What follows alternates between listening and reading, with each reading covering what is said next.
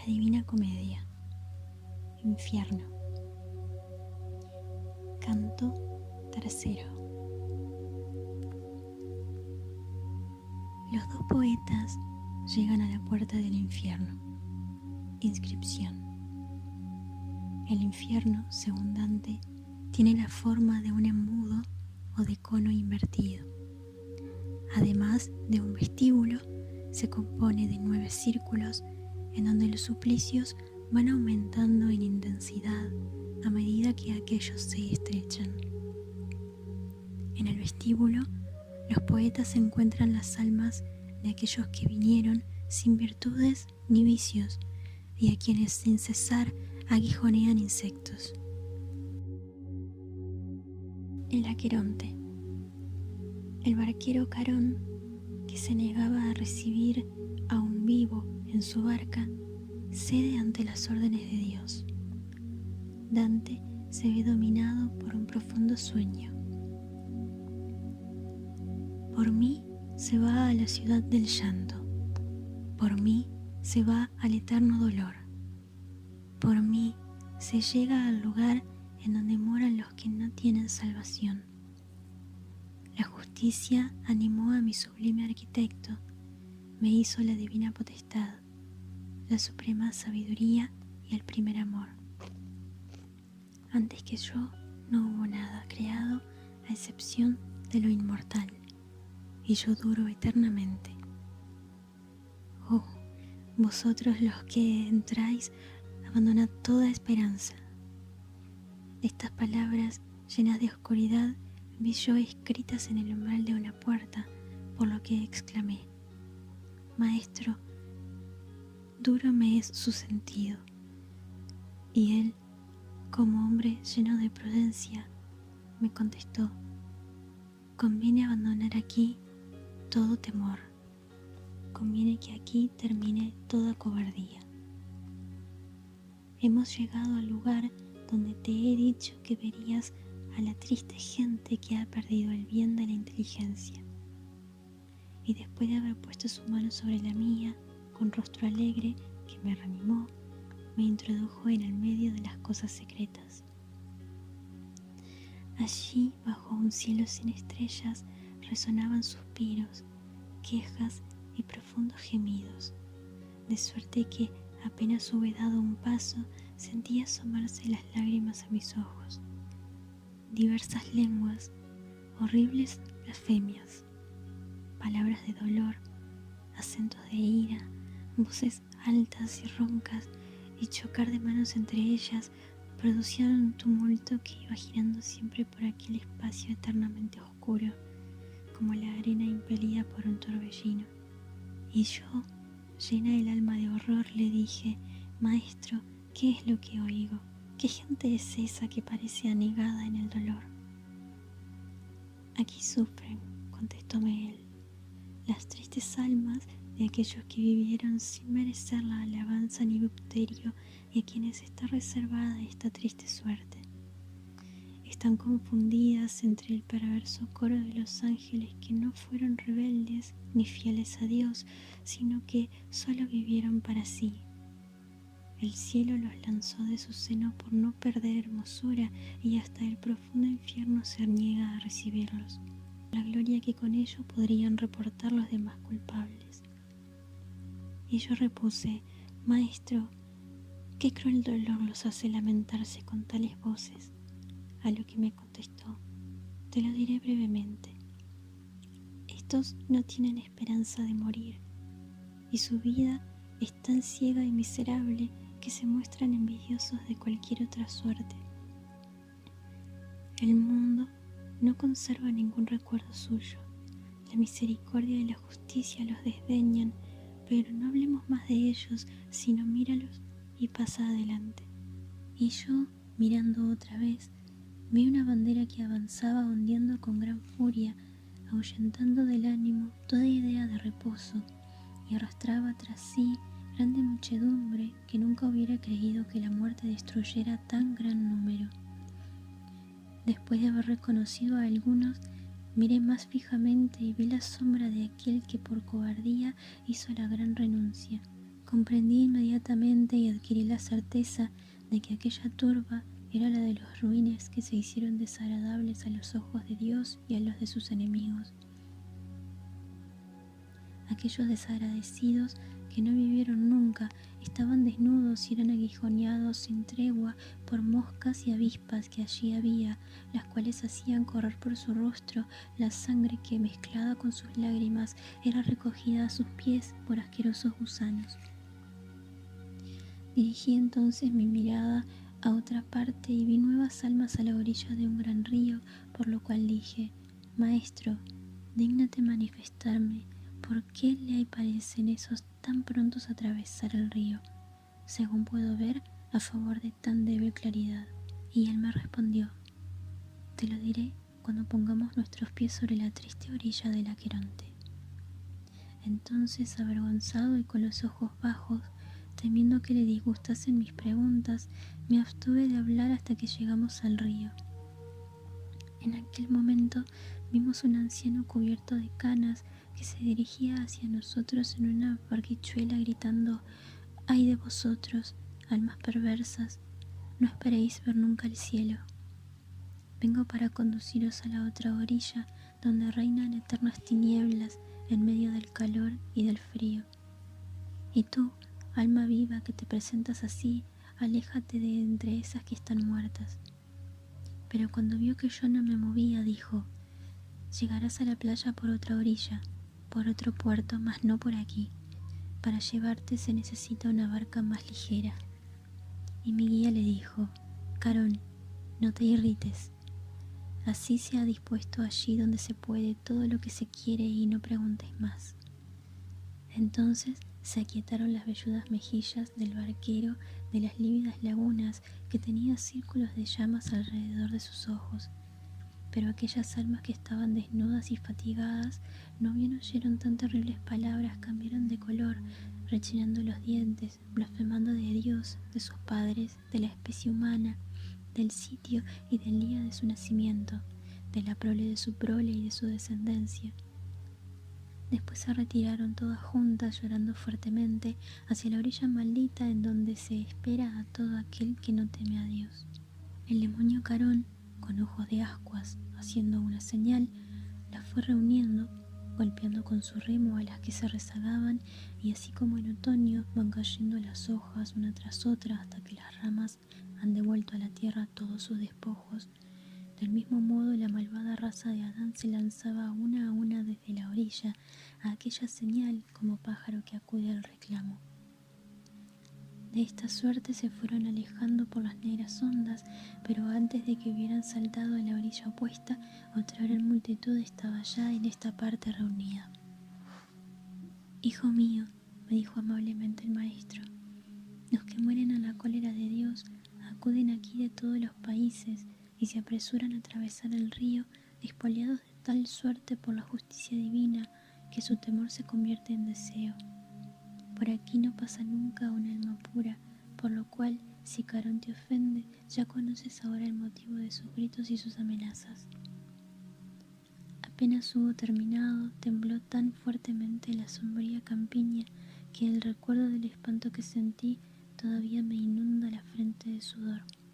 De aquella tierra de lágrimas brotó un viento que produjo rojizos relámpagos, haciéndome perder el sentido y caer como un hombre vencido por el sueño.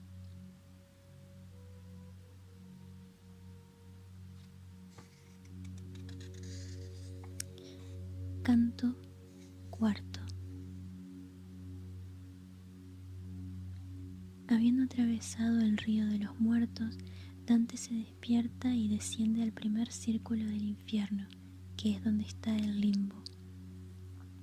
Allí encuentra las almas virtuosas e inocentes de los que no pudieron recibir el bautismo. Vence más allá verdes praderas habitadas por guerreros ilustres, poetas y sabios. Un fragoroso trueno interrumpió mi sueño y me sobresalté, como hombre que es despertado con violencia. Levantéme y dirigido a una fugaz mirada en derredor mío, fijé la vista para reconocer el lugar donde me hallaba. Vime junto al borde del triste valle, abismo de dolor en el que, como resuenan ayes infinitos. El abismo era tan profundo, oscuro y nebuloso que en vano fijaba mis ojos en su fondo, pues no distinguía cosa alguna. Ahora descendamos allá abajo, al tenebroso mundo, me dijo el poeta abatido y perdido el color. Yo iré primero, tú el segundo, y yo, que había ya advertido la extrema palidez de su rostro, le respondí: ¿cómo he de ir yo si tú, que sueles desvanecer mis incertidumbres, te atemorizas?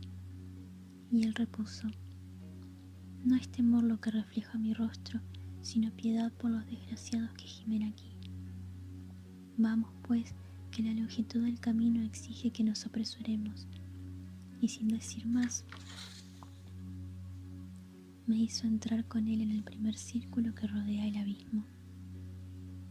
Allí, según pude advertir, no se oían quejas sino solo suspiros que hacían temblar la eterna bóveda y que procedían de la pena sin tormento de una inmensa multitud de hombres, mujeres y niños. El buen maestro me dijo: ¿no preguntas qué espíritus son los que estamos viendo? Quiero pues que sepas, antes de seguir adelante, que estos no pecaron, y si contrajeron en su vida algunos méritos, no eran suficientes, pues no recibieron el gozo del agua del bautismo, que es la puerta de la fe que forma tu creencia. Y si vivieron antes del cristianismo, no adoraron a Dios como debían. Yo también soy uno de ellos. Por tal falta, y no por otra culpa, estamos condenados, consistiendo nuestra pena en vivir con el deseo y sin esperanza. Un gran dolor afligió mi corazón cuando oí esto, porque suspendidas en el limbo reconocí a personas de alto valor. Dime, maestro y señor mío, le pregunté para afirmarme más en esta fe que triunfa de todo error, ¿alguna de estas almas han podido, bien por sus méritos o por los de los otros, salir del limbo y alcanzar la bienaventuranza?